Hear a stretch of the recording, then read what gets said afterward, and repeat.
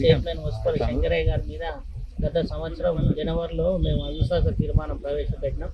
ఎందుకంటే ఆలేరు అసెంబ్లీ నియోజకవర్గం హెడ్ క్వార్టర్లో ఉన్నటువంటి మున్సిపాలిటీని అభివృద్ధి చేసడానుకొని మేము ఆయన అందరూ కలిసి ఎన్నుకున్నాము. పార్టీలకు అతీతంగా కలుసుకొని ఎన్నుకోవడం జరిగింది. ఆయన చూస్తే గెలిచిన తర్వాత ఎట్లుందంటే ఆయన వ్యక్తి స్వలాభం కొరకే ఎక్కువ పనులు చేయించుకోవడం జరిగింది. కాబట్టి ఆయన మీద మేము ఎప్పుడు కూడా ఎదురు చూసుకుంటాం. సమయం వచ్చింది కాబట్టి లాస్ట్ ఇయర్ కూడా మేము అవిశ్వాసం ప్రవేశపెట్టినాం.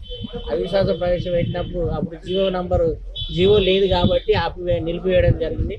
తర్వాత మళ్ళీ మొన్న కూడా ఇప్పుడు గత నెల రోజుల క్రితం కూడా మళ్ళీ కలెక్టర్ గారిని కలిసి దృష్టికి తీసుకురావడం జరిగింది. మేము ఆల్ పార్టీస్ మా టీఆర్ఎస్ పార్టీ 9 మంది, 9 మందిలో 8 మంది, కాంగ్రెస్ పార్టీ నుంచి 2, ఒక బీజేపీ పార్టీ నుంచి మొత్తం టోటల్ సభ్యులం అందరం కూడి ఊకుమ్మడిగా వచ్చి సార్ గారు కలెక్టర్ గారిని కలవడం జరిగింది. ప్రతి ఒక్కరం కూడా ఎందుకు కోరుకుంటున్నామంటే మా ఒక్క లాభం కూడా కాదు, మా ఆలేరులో ఉన్నటువంటి అభివృద్ధి అనేది అది ఏమైంది అనేది ప్రజలను అడిగితే తెలుస్తుంది. మేము చెప్తే వ్యక్తిగతంగా ఆయన మీద ఏదో కోపంగా అనుకుంటున్నారు అందరూ. ఆయనకు ఒక్కరికి అనిపిస్తుంది అట్లా నా మీద మొత్తం కావాల్సుకొని చేస్తున్నారని.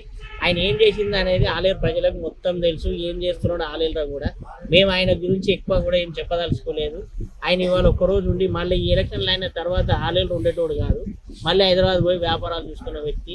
మేము ఆలేరు ఉండాలనుకుంటే రేపు పొద్దుగాల మళ్ళీ మాకు మనగాడు ఉండాలనుకుంటే ఈయన ఉండొద్దనే ముక్కుమ్మడిగా అందరం కూడా ఒక్కళ్ళం ఇద్దరం అనేది కాదు, మేము 12 మంది సభ్యులము, 11 మంది మాతోటి కలిసి వస్తున్నారు.